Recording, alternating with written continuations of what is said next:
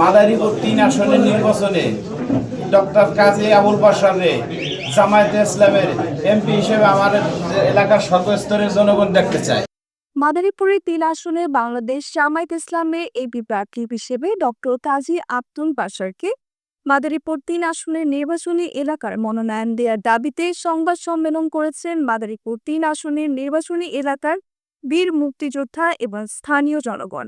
শনিবার দুপুরে বীর মুক্তিযুদ্ধ এবং সর্বস্তরের জনগণের বন্যায় সদর উপজেলার মোস্তফাপুর ইউনিয়নের পরিষদ চত্বরে এ সংবাদ সম্মেলন আয়োজন করা হয়। সংবাদ সম্মেলনে বক্তারা বলেন, কাজী আবুল বাশার তিনি দীর্ঘদিন ধরে মাদারীপুর জেলা জামায়াতের নায়েব আমির হিসেবে সাহসিকতা এবং সফলতার সাথে দায়িত্ব পালন করছেন এবং এরপর শেখ হাসিনার সরকারের জুলুমের শিকার হয়ে বারবার কারাবরণ করতে করতে যখন তাকে হত্যা করার সিদ্ধান্ত হয়, তখন তিনি নিজ জন্মস্থান ত্যাগ করে ঢাকায় স্থানান্তরিত হয়। বর্তমানে বাংলাদেশের শ্রমিক কল্যাণ ফেডারেশন এবং কর্মসংস্থান বিভাগের কেন্দ্রীয় সম্পাদক এবং বাংলাদেশ পরিবহন শ্রমিক ফেডারেশনের সাংগঠনিক সম্পাদক হিসেবে দায়িত্ব পালন করে যাচ্ছেন।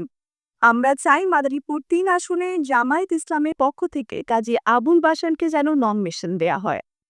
Nusrat Jahan, এফবিএন news desk.